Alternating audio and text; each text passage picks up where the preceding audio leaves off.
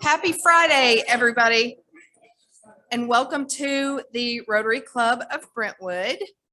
We will start today with an invocation by Bert Bradford, and the pledge and four-way test will be led by Jared Tanksley.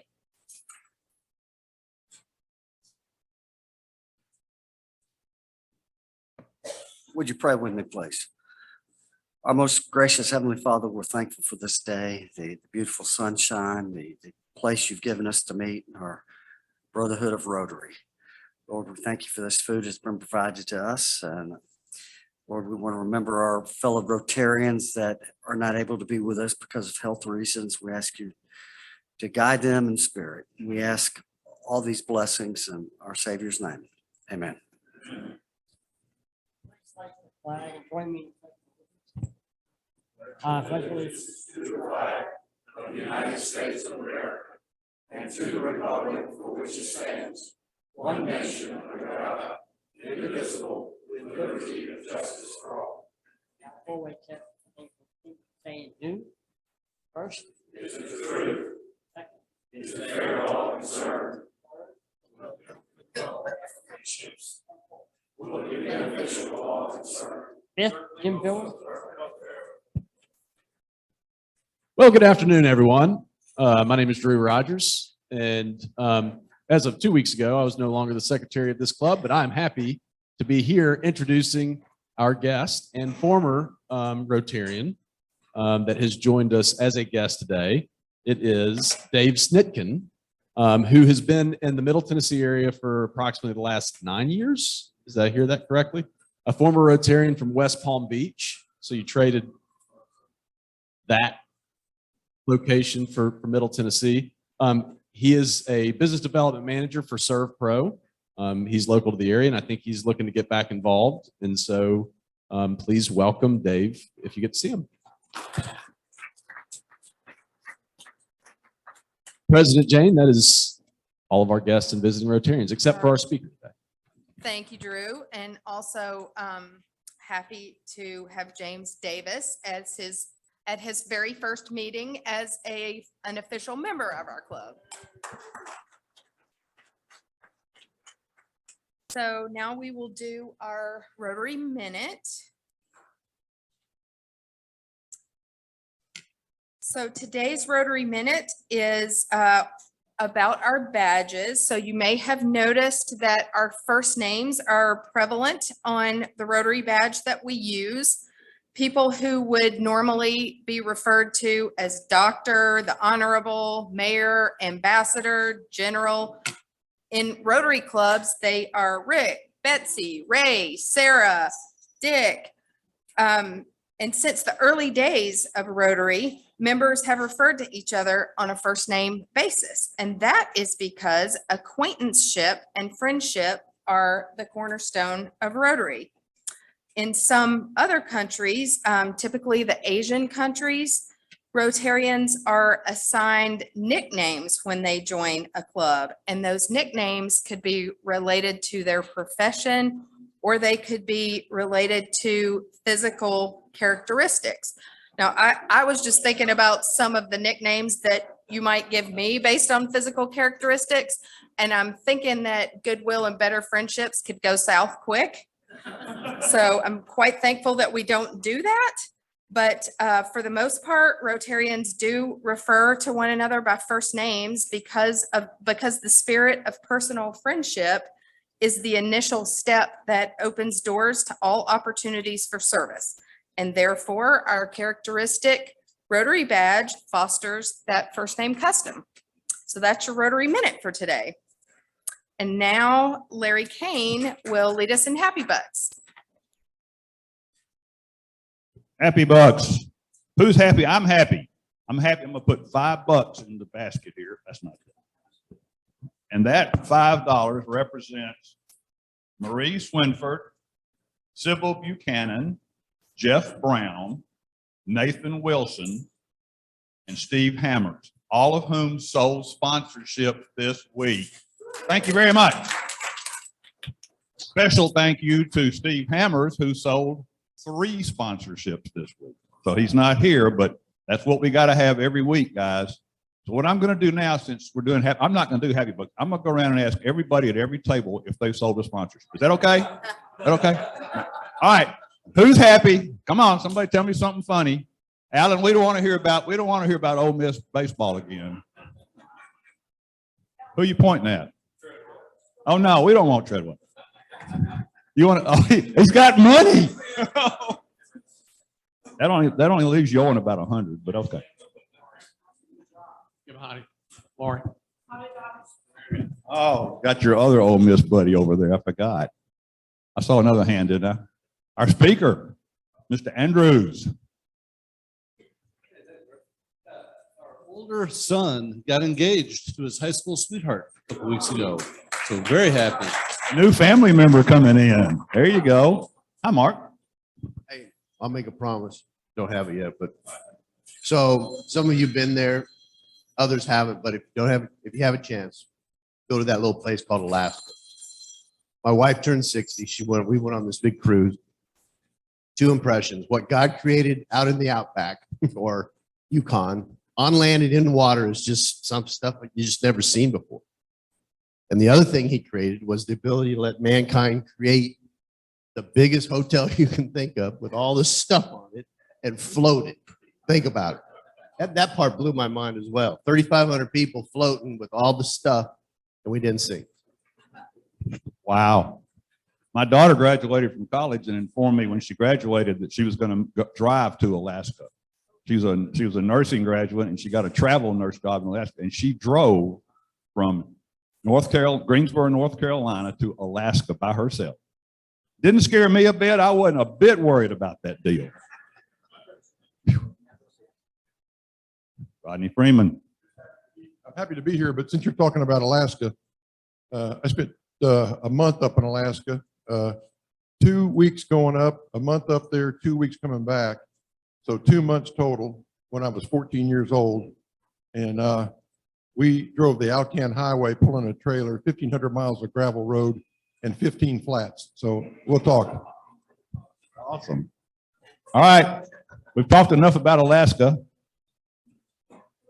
Anybody? Come on now. Somebody's got to be happy about something. All right. Oh, I got our guest is happy. Good. He's happy he's here.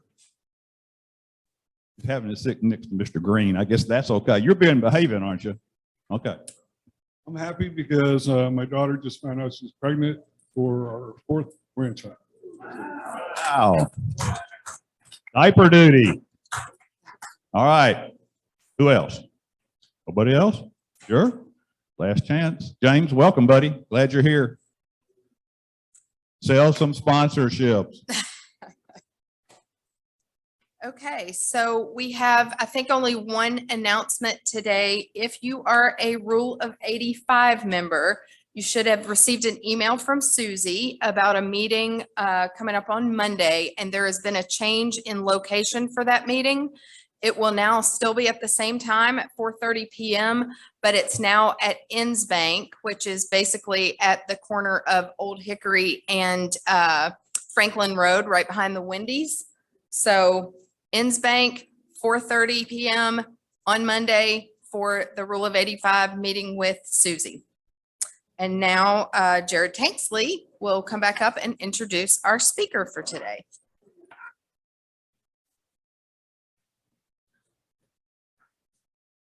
Well, thank you.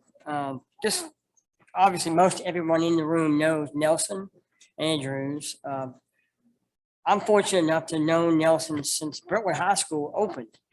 And it's nice to see the two of us and maybe one or two more. I know Devin McClendon also is a Brentwood High graduate. Not many of us have stuck around in Brentwood, especially in the Rotary Club. But as you know, Nate Nelson is the vice mayor of the city of Brentwood. He is a president of the Cadillac Middle Tennessee dealerships.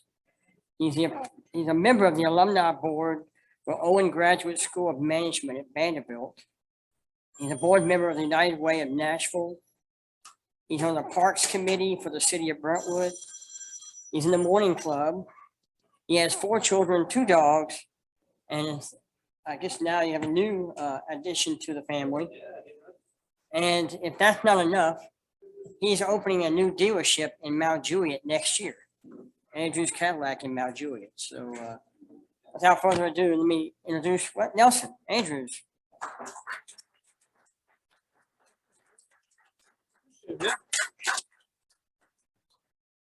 Yeah, before we got started, I had to remind Jared that while he got to introduce me, I got the mic second. So to keep in mind whatever he brings up about the high school days. But yeah, it is fun to be here and see so many familiar faces. I think a lot of y'all have known for well, pretty close to 20 years in a lot of cases. But it's great to be here. Especially appreciate y'all inviting me in the summertime when my dad can't be here to heckle me. So very much appreciated. A couple folks have asked me already, hey, how's Curry doing? I spoke to him this morning, 41 degrees up in northern Michigan when he got up and was out in the yard working. So, which frankly sounds really good to me right about now. But he and my mom are doing great if you're wondering. I appreciate you inviting me to come here to talk about this. And where this presentation came from, as Jared mentioned, you know, I'm in the car business, so you'd expect we'd be talking about vehicles and vehicle technology pretty regularly. But then also on the political side, you know, we end up going to different things. And I started having questions from like Congressman Green asking me about battery swapping and different technology. Senator Haggerty had a forum where he brought a bunch of car dealers together to talk about the industry. And of course, the car business is pretty big in Tennessee. And they had a lot of questions in particular about electric vehicles and what was going on. And these are people that are in a position to be very much in the know. But it made me realize how many questions are floating around out there about this stuff. And what I've tried to do is get myself educated. And I'll tell you, I mean, even coming in today, you know, there's a lot of folks here with a lot of expertise. And there's some of y'all that probably know a lot more about parts of this than I do. I mean, I think the first time I rode in an electric car was with Jack, actually second time, it was a Jack Masseri in his Tesla. You know, and we've talked about this a lot over the years. I think I'm actually following Jack. I'm not going to make everyone raise their hands this time, but you know, we've talked about that a lot. You know, Don Robinson and I were talking about it coming in, but I'm going to try to stick to what I know, and I'm mostly, or if not entirely, going to stick to Tennessee. So I'm not going to get into a whole bunch of stuff, you know, about whatever's going on in California or stuff like that. So with that, we're going to go ahead and get started. The first thing I want to talk about, or the first part of it, has a lot to do with where's this coming from? Because there's a lot of folks that will talk about, you know, how come they're pushing so hard and what's going on? And it's true from the government side in the United States, they've come through and the administration has set a goal to have half of all vehicles sold in the United States be electric by 2030. So that's a pretty aggressive goal. And as they're doing it, you know, they're trying to create subsidies for these cars to make that attractive. And they're also going through and committing the government to buying some proportion of the government fleet with EVs to encourage demand. And that is a substantial goal. And if y'all remember, you know, there have been some of these goals set in the past, but I do want to point out that it's a goal, it's not a mandate. And it is a proportion of what's going on in the market. But this isn't a domestic thing necessarily. This is also Europe, where in the European Union, they've gone through and they said they'd like to have 30 million electric vehicles on the road by 2030. So they haven't set it as a proportion of sales. They're setting it as a number of vehicles, which I think is interesting because you don't necessarily know what the market's going to do. You don't necessarily know how many cars are going to be sold or vehicles are going to be sold. But and they've even gone farther, saying that they're thinking about banning the use of petrol cars in the European Union by 2035. So I'd say, you know, that makes us look pretty moderate by comparison, but also this isn't just a US domestic issue. But you also can't talk about this without bringing up China, because these guys are huge. I mean, literally right now, China is the second largest vehicle market in the world. And they're targeting 20% of their total sales, and they're mandating it actually by 2025. And they're mandating that electric vehicles make up 40% of the market by 2030. And I don't know how many of y'all have been to China. it is not a particular kind and general place. China is in a position where, they don't set goals, they can set mandates. Trish and I had the opportunity to go to China a few years back. It was interesting. We're in Beijing, and one of the streets near where we were staying it was like the largest boulevard you've ever seen. It was probably 4 lanes each direction with a divisor in the middle, several miles long, of cars parked nose to tail, and they didn't move during the time we were there. There's no one in them, they're just parked cars. And we finally found somebody, because the people we were staying with had no idea why they were here. I mean, the entire time they'd lived there, these cars had been there. And it turns out their cars had been purchased, but after you purchase a car, apparently you then apply to get permission to drive the car. And these are the cars that they decided there was too much congestion in Beijing. They had too many cars on the road. So these are the people that had to park their cars and leave them. So when China's talking about mandating these EVs, they're actually of the mindset to make that happen. And I can tell you as a Land Rover dealer, the China spec cars are pretty similar to the US spec cars. So we see a fair amount of give and take with what goes on over there. And when the economy is going well in China, it affects our availability of cars here in the States. But so just saying that they've got a big market there, and them going whole hog on this thing is a very big deal that the manufacturers can't very well ignore. So that brings you on to, okay, so you've got 3 ginormous markets committing to this thing in a public way. Of course, I'll tell you as an elected leader, politics can change. When you set a goal, you can always change your mind to some extent, or an election can change it for you. But what's going on in the business community? So here, and this is just in Tennessee, Ford, you've probably heard, is committed to $5.6 billion with a B in West Tennessee for the largest production facility they've built since River Rouge up in Michigan. And how many of y'all, actually, sorry, Jack, I will make people raise their hands. Who's been to River Rouge? Anybody? A couple of y'all? Yeah, no, it is unbelievable. It literally is a port where they brought in rubber and raw steel and one end, and cars went out the other end. I got to go to it as a 4th grader, and it's phenomenal. Well, that's the kind of scale operation. And actually the whole thing, including the investment in Kentucky, I believe is pretty close to $11 billion with the B, entirely for electric vehicles. So, they're not playing around. And this isn't just based on a government mandate. This is private capital being invested in this direction. So is it just Ford? Are they out on a limb? General Motors here in Middle Tennessee in Spring Hill has committed $2 billion a couple of years ago, and then $2.3 billion this past year. There may be some additional investment as well that's been going on in the meantime. Once again, private capital. There's some of it if they're making an impact on local schools or the labor force, you get press releases, but they are investing substantially. And the entirety of that $4 billion with a B plus is about electric vehicles. So, once again, they're going in mightily on this. So is it just Ford and GM? How about Nissan right here in town? 1.7 billion with a B here in Middle Tennessee towards EV production. So they're going through and committing to this for battery plants, technology. And then you've got the folks down in Chattanooga, VW, kind of lagging really, right? It's only 800 million in Chattanooga, but it's 52 billion with a B worldwide for electronic vehicles. No internal combustion engine, full boat EVs. So you just add that up. I mean, just here in Tennessee, that is significant. And that is just the big public vehicle manufacturers. I was at an EV conference here in Nashville a couple of weeks ago, and we're talking around the table, and I think it's Bosch, one of the vehicle suppliers, is putting somewhere in the neighborhood of $2 billion into their supplier network to support this 10 billion plus of stuff going on.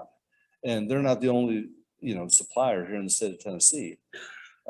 It's not in Tennessee, and I'm going to try to stick to Tennessee, but in Kentucky, I think it's Mercedes is putting somewhere around $2 billion into the Bowling Green area for battery production.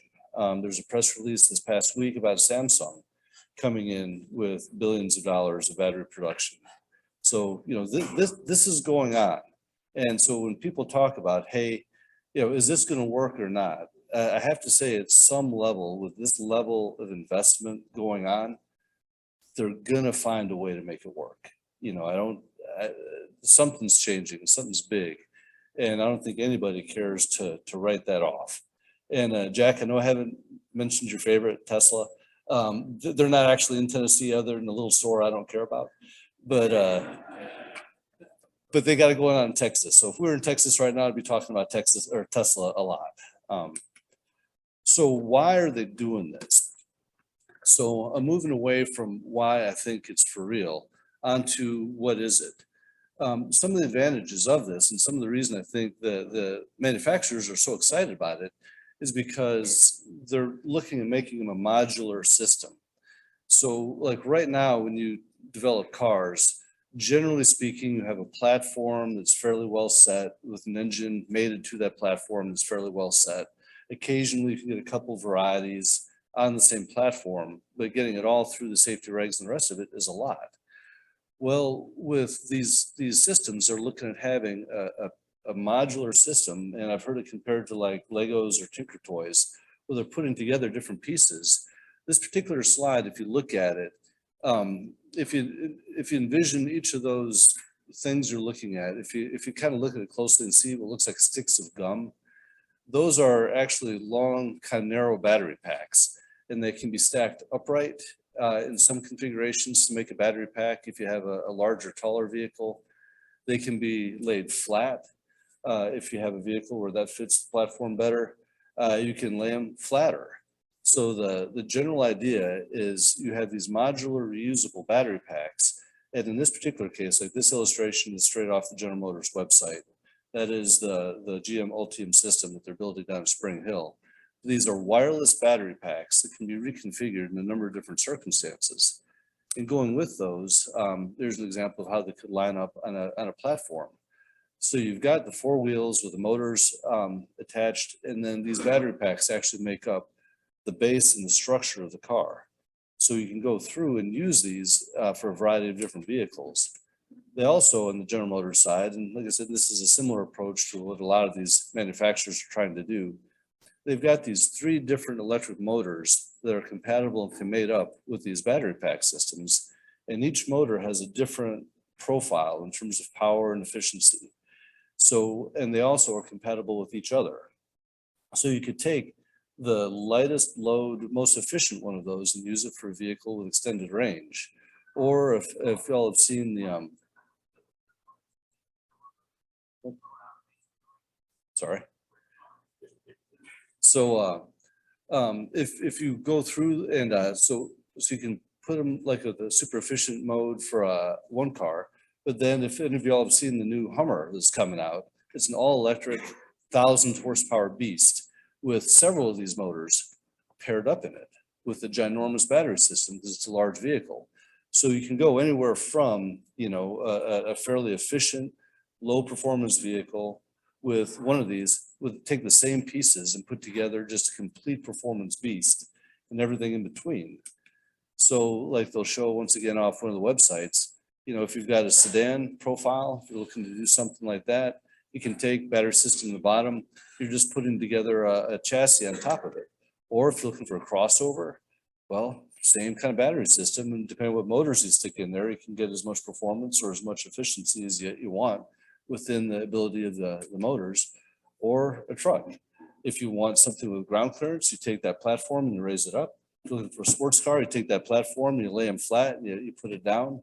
And you can have a lot of variety of vehicles with limited re-engineering and without having to go all the way back through the EPA process, the National Highway Traffic Safety Administration process, because it's all regulatory pre-approved, which is a really, really big deal in the car business.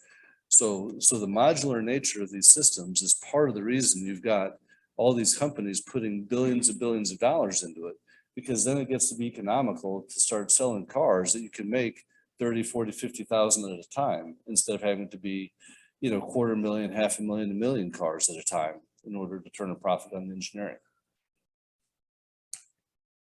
So that modular nature is part of the reason they're excited about it. One of the first questions I got, and I think Don, you got me with this right when we came in, where's the power come from?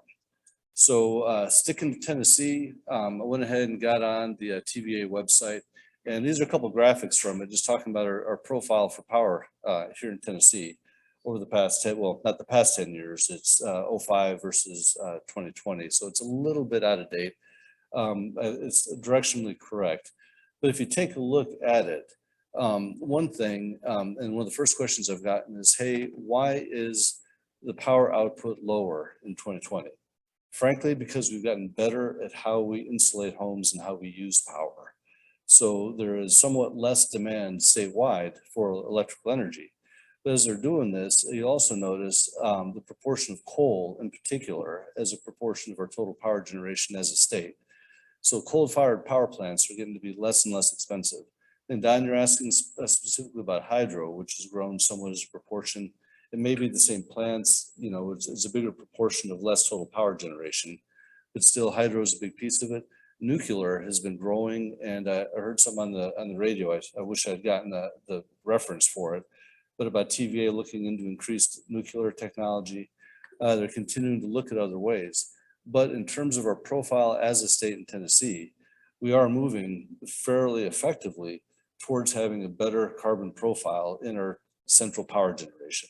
And I think that's a really big deal as we're talking about that. And that comes up a lot because people will say, hey, you know, if you go to an electric car, aren't you just moving your emissions from the tailpipe to the coal-fired power plant? In which case, yeah, maybe. I mean, I'm back to that thing, I'm the car dealer politician. I don't know exactly the profile of the coal-fired power plant, other than it's like twice a gas power plant. But our profile is improving, and TVA is continuing to invest in that. So I think if anything, it gets better. So you've got the power, you're doing the generation. What does the charging look like? And that gets on to get a lot of questions about how is that going to work? So these are just an illustration of the three different general categories of chargers. So you'll hear people talking about level 1, level 2, level 3 chargers. So level 1 charger, that's plug it into the wall. You can pull the car in this room and put it in that outlet, and 3 days later, you're charged. You know, so that's what that's all about. So that is the most basic, get me out of here charging. You know, if you're just absolutely trapped somewhere where you're desperate. So that's available but that's not necessarily a practical way to go. The most common thing people are going to see is a level 2 charger in the middle. So hangs on the wall, you know, you see them like at Brentwood City Hall on pedestals. There's several Blink chargers out there on pedestals. There may be one out here. There's probably 50 or 60 of those around the city of Brentwood right now. So the level 2 charger can go through and depending on the charging capability of the vehicle, can add, you know, 25, 30 miles an hour. Jack, what's been your experience if you get into a level 2 charger? 50 years service.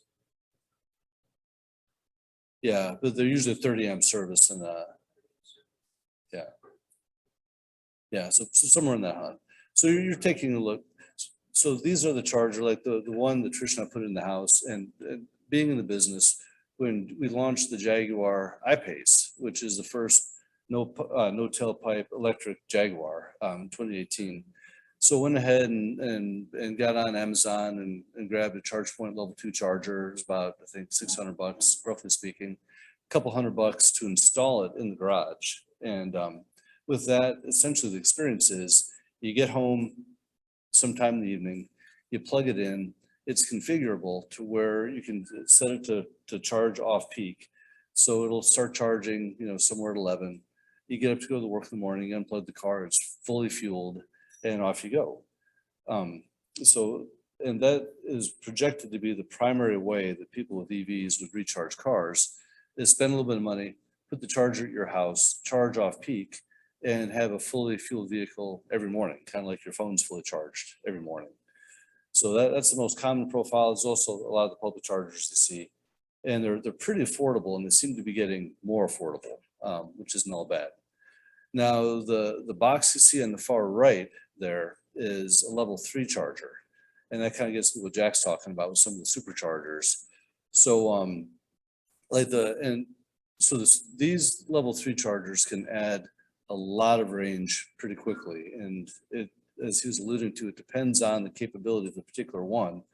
So in 2018, we put in 19.2, I think, level 3 charger, 19.2 kilowatt.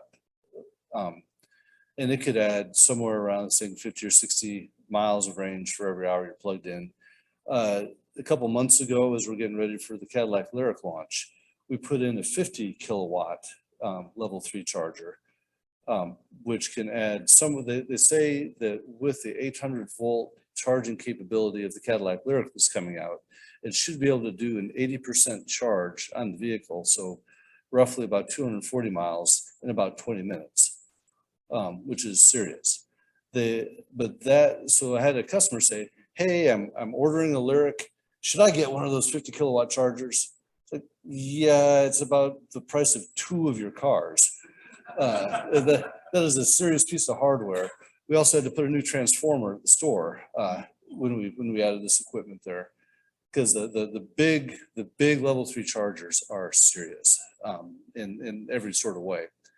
And then there are some 100 kilowatt chargers on the horizon.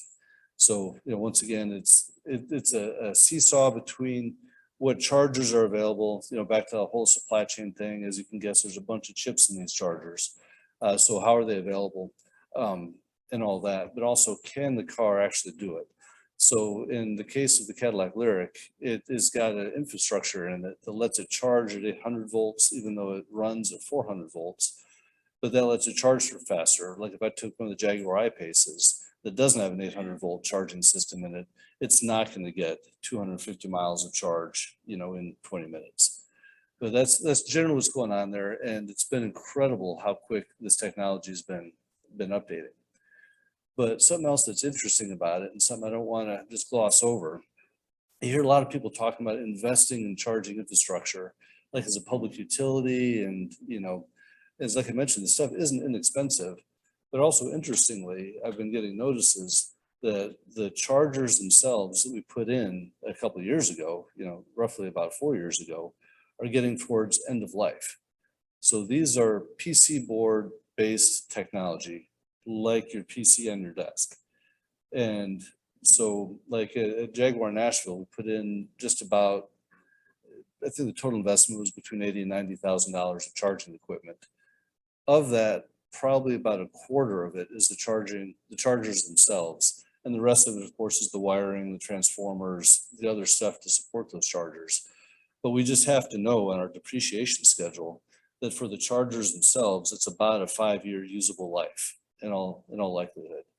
Now I say that the charger at home is showing no signs of age, but we don't use it as frequently as the ones we do commercial. So it could be that the home equipment lasts a lot longer than the commercial equipment. And it could be the equipment gets a lot better. So I'm sharing that as an anecdote, not as a defined researched, life of them. But I will say, if any of you all have experience with PC board technology, especially PC board technology that is living outside in Tennessee, it doesn't live forever.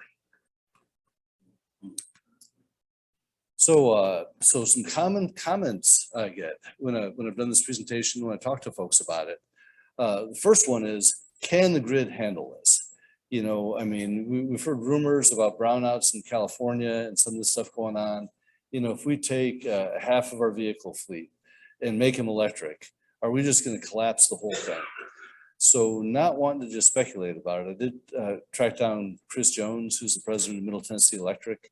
I tried to track down the NES guys, a little bit harder to get on the phone. But Chris took my call, we got a chance to visit with it, got a chance to visit with one of his engineers. And frankly, as you'd probably guess, well, these concepts are somewhat new to a lot of us out in the general public. In the professional business, they've been talking about this for a long time. I mentioned the Jax Tesla was the second EV I drove. The first one was a Saturn EV1 back in the 90s when Saturn was doing that car. And it's funny because my buddy Pat Ward, who was in charge of the project, they had one here in Spring Hill, even though they were sold to California. And he ran up the highway and we got to run up and down 65, and it was pretty amazing. I didn't even take a picture of it because I thought we'd be seeing these things everywhere. I had no idea that was the last one I'd ever lay eyes on. But the point being is the industry's been talking about this for decades. And in particular, TVA, Middle Tennessee Electric, NES, this isn't sneaking up on them. And they've been taking a look at the substations and other stuff in Tennessee anyway for a long time to try to make sure that they've got the basic infrastructure in place. Because a lot of times, if you're upgrading a substation, if you're putting something in, it isn't that much more expensive to make it beefier than you need right at that particular moment. So they took a look at the stuff that's hard to get to or hard to upgrade, and they just upgraded it in advance. So they feel pretty good about the resiliency of the system right now. They also made the point that for most people, like I described, you know, the home charger that you can configure to charge when you want it to charge. They made the point that most people are likely to be charging off peak, you know, between say 11 at night and 6 in the morning, which is also when, you know, what is the biggest draw on electric systems in Tennessee, if you're going to guess? Yeah, I'd guess AC systems, right? So generally speaking, they feel like the draw of these cars charging off peak is less than the draw by the air conditioning systems that have been running this time of year. And of course, in the wintertime, you know, you don't have that, you still have the capacity in place. So they feel pretty good in Tennessee about the electric system, the infrastructure to handle this thing. Another thing that comes up, the question, and this is actually one of the Mark Green questions. Has anyone ever thought about just swapping the batteries? You know, I don't recharge my clicker. You know, I can just swap the batteries right quick. Why don't we just do that? And you know, that's an idea that came up. There's a company, I think it was called Better Way, about 10 years ago, that actually ran a pilot in Israel, where they came through and they had this big automated battery swapping system. They signed on Renault to build cars that used a standard Better Way battery, and we're doing this. And what they found was it was incredibly expensive to put something in place that could do that. But also with the OEMs, you know, I was just talking a minute ago about building these cars like Tinker Toys and being able to reconfigure them in a lot of different way. Well, if you commit to like 1 or 2 specific batteries that can be swapped, then you lose a lot of that reconfigurability. You don't have that flexibility in your product line. You have to build things around, just like someone has to build things for AA batteries. You know, if you want to use that battery, it better fit in your device. So that is a real impediment to the battery swapping. Another real impediment is, frankly, the battery is a big piece of the value of the car. And if you have your brand new, you know, Cadillac Lyriq, and, you know, it's 5 years down the road, they've been on the road for a while, how are you going to feel about swinging in and having the battery swapped, and the one that goes in is one from 2020, you know, or whenever they first came out? You know, it's not like taking a propane tank where you don't really care what it looks like. You know, if this is a, you know, $25,000, $30,000 piece of equipment, are you good with just getting whichever one comes up next? So I'm not going to say battery swapping's not going to happen or impossible, but it does seem, from where I'm sitting, it seems like the charging technology is progressing more quickly than the battery swapping technology. And I see some real better advantages to being able to recover your same battery quickly versus swapping for a standardized battery and trying to do that quickly. Another thing that came up, and Don was asking about this, is recycling. Has anyone ever thought about recycling these batteries? It turns out that's come up too. It's not sneaking up on them.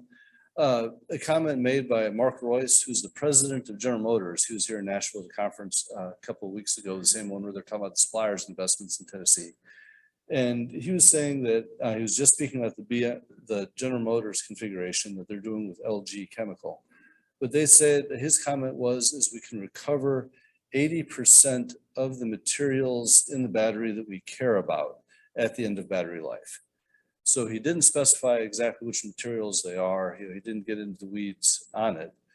And he didn't say we can recover 80% of the total material of the battery. But with the battery chemistry they're working on and the process they're working on, the stuff that is hard to get out of the ground, we have to buy from countries that we don't like, they feel like we can get it back and reuse it pretty effectively. So they're thinking about that. There's a lot of investment going on with that. So that is not an oversight. That is absolutely something in process that they've been thinking about for quite a while. So those are the common questions. With that, what questions y'all have? And Rod? Uh-huh.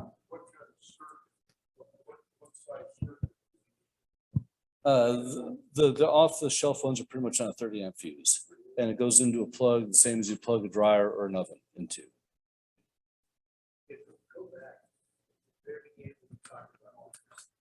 We talked about the percentage of cars. Can you give me numbers, like how many cars do we sell a year in the US and China and different, to give me perspective? Yeah, in terms of new cars in the US, the market generally sits between 15.5 and 17 million vehicles. Occasionally we spike up to like 17.3. The end of the world was back in 2008 when we dropped to like 10, which has happened once ever that I'm aware of. Don't have the slightest idea. Yeah. Yeah, actually I had two questions. One is on the safety issue with impact on, crashes involving these batteries and also heat outside. How is that addressed? And the other one is, I'm just curious about Spring Hill and what exactly is taking place down there. So. Okay. So the good news is we have an expert in the room. Chief, do y'all want to come up and address have y'all ever thought about crashing these things? No, I'm just kidding. You don't have to come, well, unless you want to. But if you want to come up and just don't get me in trouble. Yeah, real quickly, we actually train on this new technology constantly. Brought a vehicle out actually to the library, and we spent about 4 hours reviewing it from a fire safety perspective. And all of them come with obvious disconnects for public safety.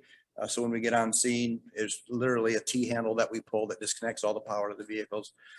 There were some problems with fires under certain circumstances. We have not experienced that here locally or even in Tennessee. I'm not sure exactly what the cause of those were, but it's just like anything, airbag technology or anything like that. We constantly train and constantly update our personnel on those kind of things because the automotive world in general is dramatically evolving.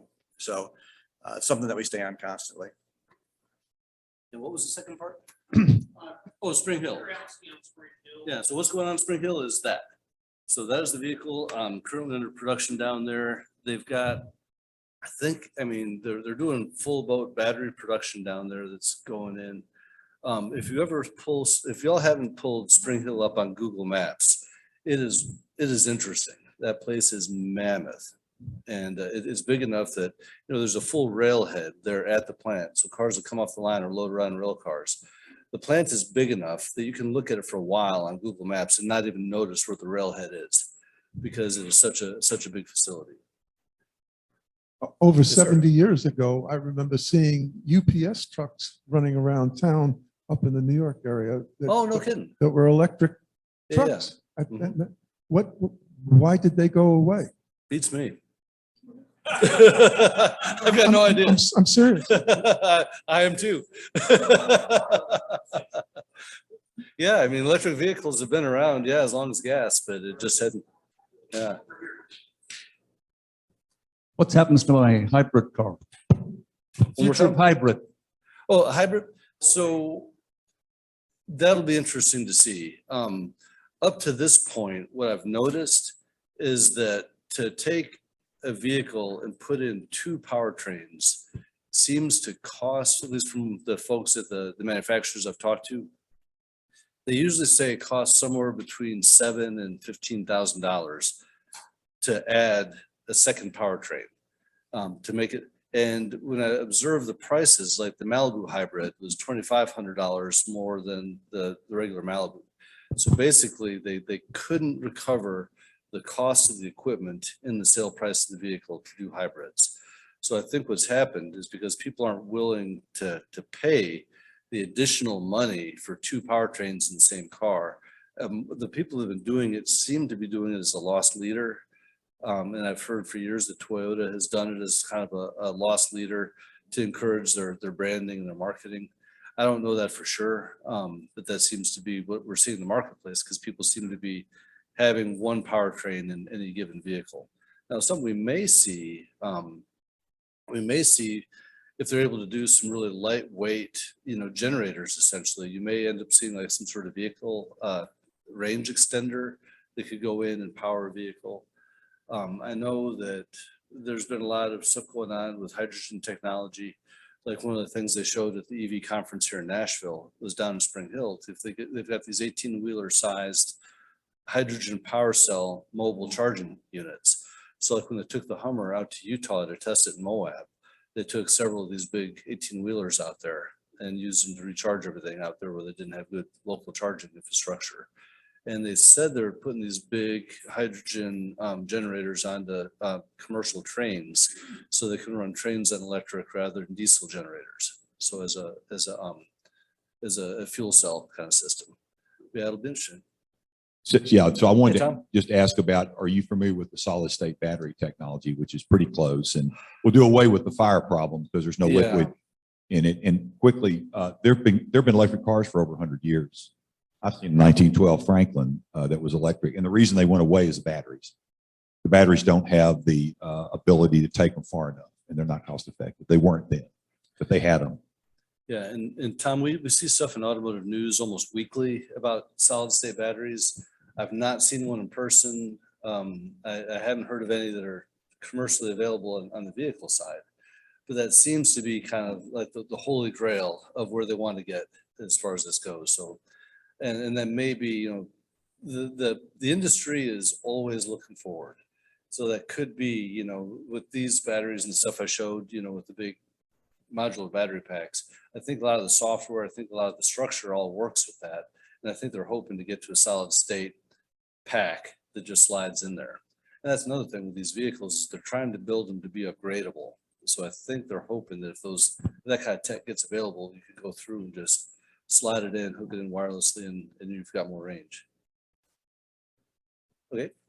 I'm curious if the manufacturers have focus groups going on behind the scenes, trying to figure out where do we have to get these cars and mileage, distance, and charge time for the public to buy in. I know in my case, if I can't charge it 15 minutes, I just don't see myself getting there. Yeah, and so first question, focus groups. Yeah, constantly. I mean, they focus group things to the point of it actually almost being a problem. I think there are times that they may overlook some good ideas because they don't explain them well in the focus group. But I'll also make the comment, I probably should have made it earlier. People will talk about when do electric cars replace gas powered vehicles or ICE cars.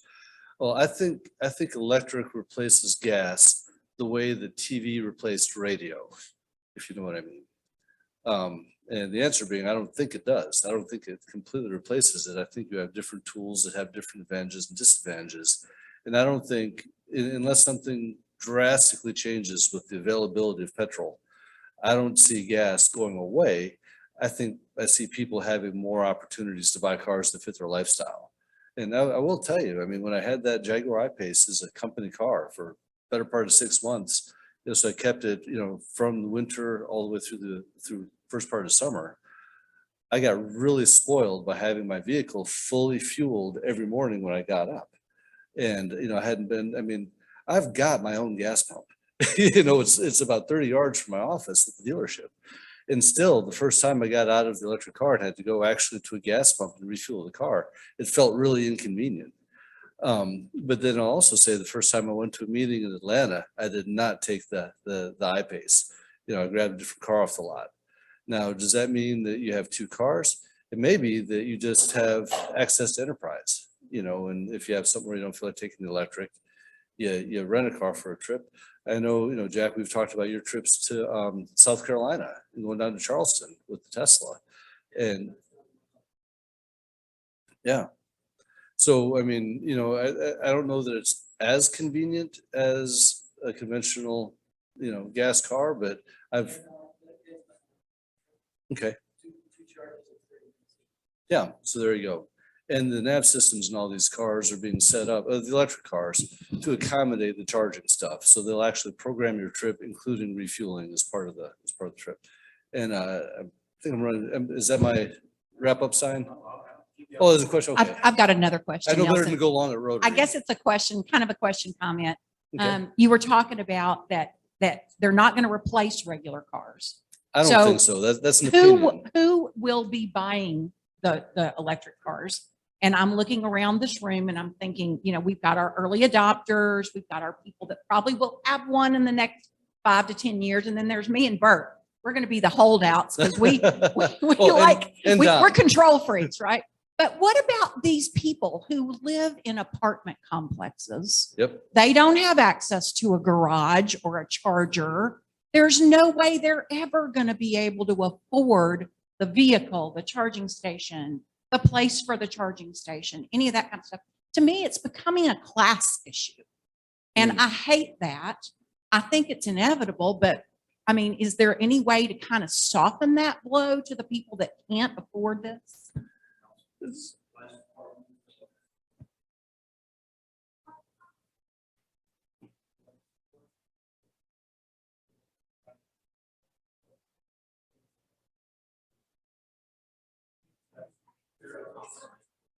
So, but the question you ask, I mean, I would say that is a hurdle in terms of the availability of charging. Like Don says, they're going in more and more. Does it get to be a class issue? Man, I mean, these days it seems like what doesn't at some level, but I will say that ever is a very long time. So, but I have no doubt, like anything, there's going to be challenges to this whole process, and there's going to be hurt feelings probably at some levels, and other people that feel like it's the greatest blessing that ever hit them. So who buys it? I'd say the profile of someone who buys it is somebody who generally drives less than 200 miles a day that isn't commuting out of town constantly. So like I'm a perfect candidate just because my usual day is 20 or 30 miles maybe. So I've got a fully fueled vehicle all the time. You know, most of my business trips I fly. So, but if we've got some customers that put on 100,000 miles a year. You know, they've got 7 state territories. Not a good candidate, I wouldn't think, at least with the current state of technology. Now, you could possibly, if they've got a fast charger at the client's locations, you know, if we get to that, maybe it'd be awesome for them. And Nelson, I think I know the answer to this, but I think the rest of the room might be interested. Okay. How many lyrics do you have on order? Oh, dude. Yeah. I think we're sold out. Well, it depends how many they build and how many they send us. So we've got, I think, 120 deposits on them right now. If talking to Jeff Lamarche, the plant manager down in Spring Hill, this could turn out to be, if the deposits turn into sales, which of course is always a big question because all of our deposits are refundable and the rest of it. But the Lyric could possibly be one of our 2 largest volume, if not our largest volume vehicle next year. The infrastructure for all these charging units is a big concern. Who's going to be responsible for that? You're talking about within 8 years, they want to reach this goal. Mhm. So I don't think the government can do it. So it's going to be commercial combination, and the cost of these things, who's going to cover all this? Well, essentially all that. What I'm seeing going on right now is, like Don mentioned, you know, when they're building apartments, people are putting in charging infrastructure. When they're building homes, it's common to see the 240 plug in the garage. It's I think, common accessory. General Motors announced this week that they're funding, I think, an additional 2,000 interstate charging systems to go out in areas that don't have charging available between cities. I know that any new facility like the dealership we're building in Mount Juliet right now has, I think, 8 chargers as part of the facility design. It's being done on a number of different areas. I've heard people talk about doing it with tax dollars. I gotta say, as a commissioner, I'm not really stampeding towards using tax dollars to do that because I don't really see that there's a reason the free market can't handle it. But but it'll be supply and demand at some level. But that's certainly going to be a charge. Now, the electric utilities are pleased as can be about it. You know, they're all set to go in terms of just getting the stuff in, and I think they think it's good for their business.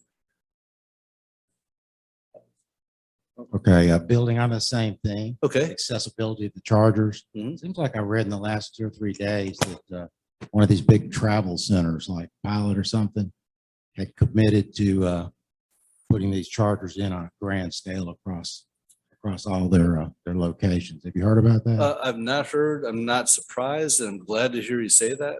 You know, I think a number of these places, you know, because part of their income stream is getting people to stop and shop. And I think especially with the interstate thing, I mean, it's kind of the Cracker Barrel model, right? You know, where half the place is a store. And they like having people have to wait for a table because you shop. I think there's probably some of that that'll go on, so it wouldn't surprise me.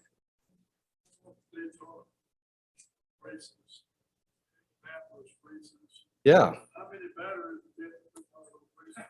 Well, and that's the challenge because there is an electric series going on. I don't know if you all have seen it. It's interesting, but it's pushing the limit because you've got the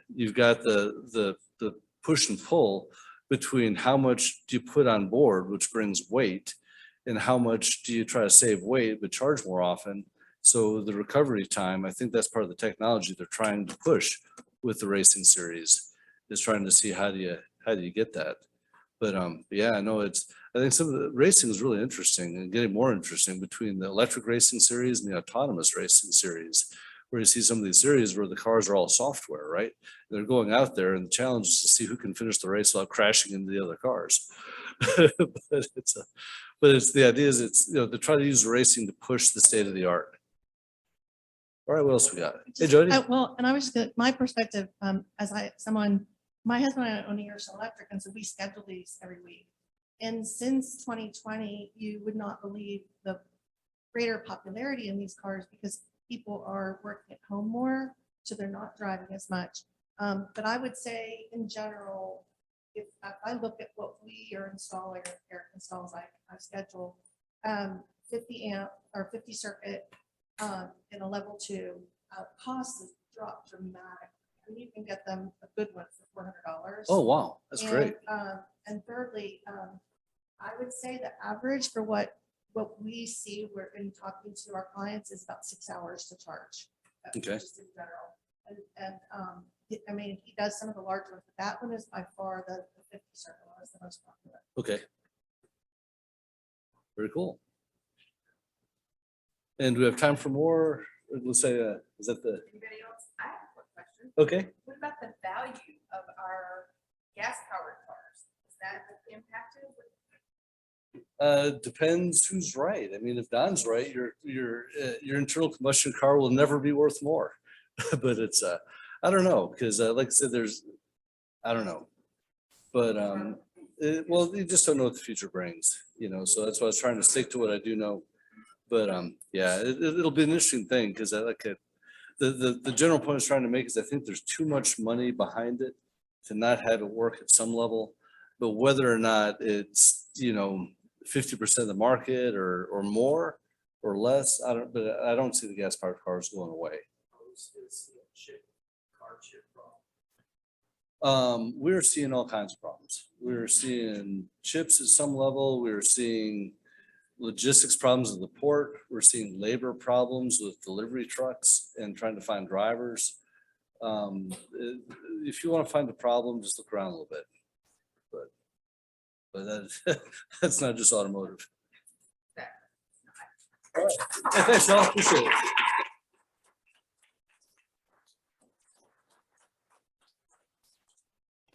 Nelson, thank you so much. We're going to ask, we were going to give you as a gift a pen with our club's logo on it, and we will ask that you use that pen to sign a book that we read to first graders. And when we read the book to them, we tell them a little bit about our speaker who signed the book. All right. So I'll ask that you take that and sign our book. Thank you. We appreciate that. And if there's nothing else for the good of Rotary, we are adjourned. Zach, wait.